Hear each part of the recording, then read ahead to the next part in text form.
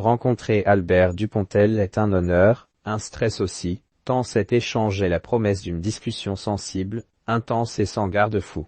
J'étais sur le fil du rasoir, l'acteur, l'homme, l'orateur m'ont tour à tour subjugué. Remarques acerbes, humour noir, cynisme, c'est chaud décapant et ces films sont des pépites excentriques et foisonnantes. Bernie et le créateur ont marqué mon adolescence. Enfermé dehors, le vilain les 9 mois ferme, convaincu de son talent. Mais Albert Dupontel, ce n'est pas qu'un provocateur, un comique, un instinctif qui entre dans votre vie par effraction. Héros très discret, cet artiste est l'interprète capable d'incarner des rôles physiques le convoyeur, dramatiques irréversibles ou d'écorcher vif la maladie de Saxe, 2 jours à tuer avec la même facilité. Interview placée sous le signe de l'émotion et de la bienveillance pour l'aussi magique que désenchanté les premiers et les derniers, un drame plein de poésie qui puise dans la désespérance pour mieux nous enthousiasmer. Dois-je vous appeler Monsieur Dupontel, Albert ? Albert Dupontel, appelez-moi Duc Moll si vous voulez, il n'y a pas de problème, pas de susceptibilité. Pourquoi vous dans les premiers, les derniers ? Par amour. Bouli m'aurait demandé de cacher un corps, j'aurais été d'accord. Il m'a seulement appelé pour me proposer de jouer dans son nouveau film. Je n'avais pas de scénario, rien, juste la promesse orale d'un moment chouette et j'imaginais très bien ce vers quoi Bouli pouvait aller. Lorsque j'ai découvert Cochise, je m'y suis plié avec plaisir. Pouvez-nous présenter ce personnage de Cochise, le chasseur de tête que vous incarnez ? Qu'est-ce quelqu'un tout en retenue, froid, qui avoisine le mutisme, mais avec une forte conscience du monde en vrac qui l'entoure. C'est un ami fidèle pour Gilou et il va être gagné, non par l'anxiété, mais par une sensibilité excessive par rapport à la détresse dans laquelle il voit son copain. C'est une sorte de pudeur relationnelle entre ces 2 êtres qui se prétendent virils. Jusqu'à ce qu'ils s'intéressent à 2 gamins, interprétés par David Murgia et Aurore Broutin. Vous mentionnez St et Willy, 2 jeunes gens marginaux, insouciants, purs. Dès les premières images, on voit un monde crépusculaire, une nature ravagée par l'homme, entre les grosses bagnoles et les champs semés de pesticides, une humanité âpre, dangereuse et au milieu, 2 individus dont la seule préoccupation est l'amour. Je ne dirais pas qu'ils sont déficients mentaux, mais en décalage avec la réalité, ce qui les protège. Quel souvenir gardez-vous du tournage ? Bouli m'avait prévenu, je veux faire un truc sur la fin du monde. En tant qu'acteur, perdu dans la Beauce au mois de février, on se doute qu'on est à milieu de la comédie familiale au bord de la plage. C'était intéressant, émouvant même ces silos, ce vent et ce ciel crépusculaire, cette ambiance sombre, sinistre, glaciale. Architecturalement extrêmement violent et humainement extrêmement fort de ne croiser dans ces plaines désertes que quelques camionneurs. Les gens isolés ont tendance à se fréquenter davantage, à s'écouter, à se parler, à se regarder. Ce décor sauvage, c'est aussi celui d'un western. Il y a beaucoup de coups de feu qui sont aussi des décharges de vie.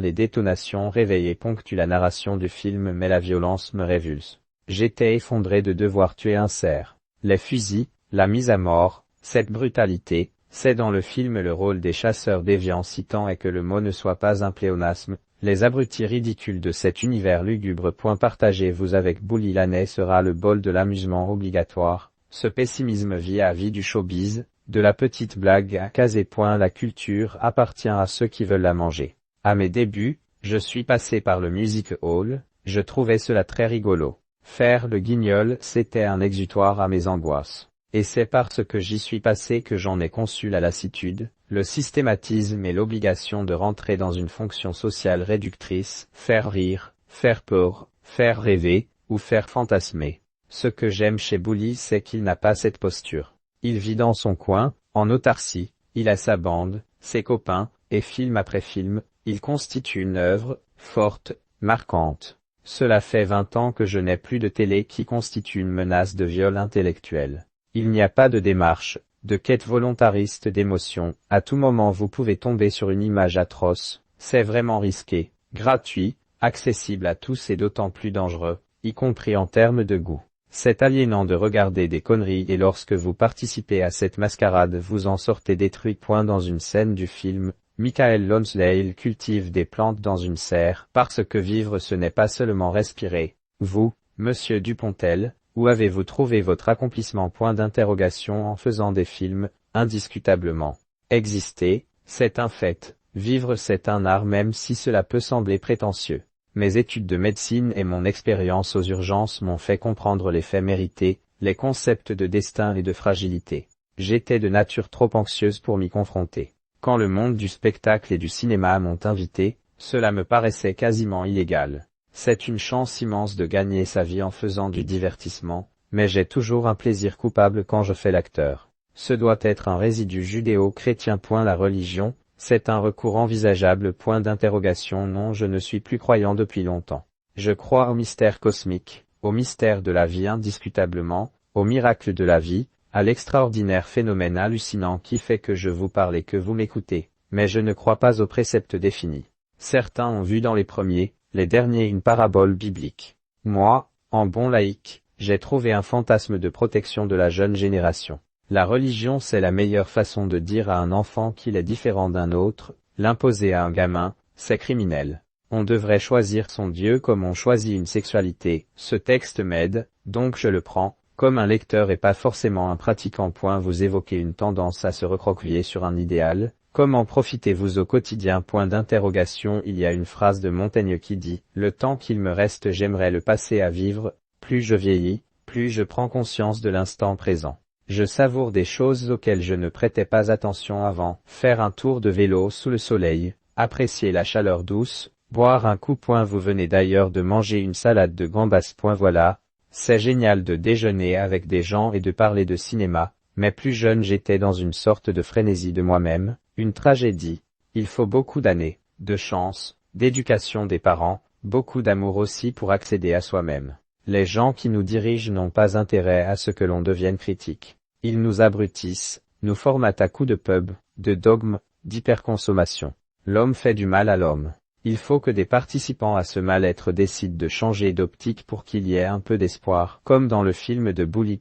Vous évoquez nos politiques qui nous détournent de notre individualité.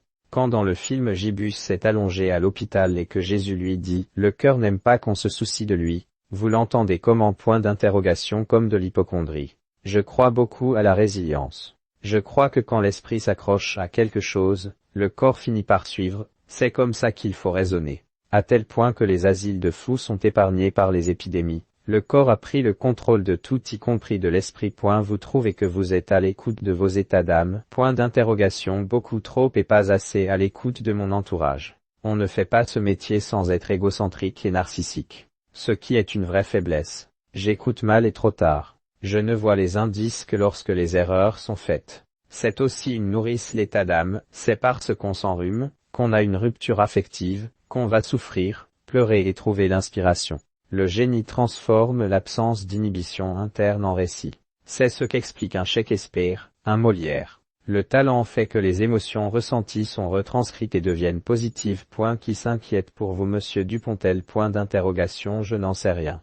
Mon fils est grand, il n'a plus l'âge de s'inquiéter pour moi. Mon papa n'est plus là, ma maman commence à être âgée et puis il ne faut pas contaminer les autres avec ses incertitudes, c'est inélégant. On leur doit d'être digne. J'ai trop fait chier mes parents avec mes soucis quand j'étais petit. Alors je fais gaffe à ma santé, je me ménage, j'essaie de relativiser, de penser cosmique en me disant, voilà, tu n'es qu'une infime particule sur une Terre qui est une infime particule du cosmos. Avez-vous, aujourd'hui, avec votre chemin de vie, une capacité à vous attacher aux autres? Plus que jamais. Le plus difficile à supporter, c'est soi finalement. J'ai une infinie tendresse, beaucoup d'estime pour les acteurs. Je comprends leurs doutes. Je n'ai qu'une envie, c'est de les aider, vraiment.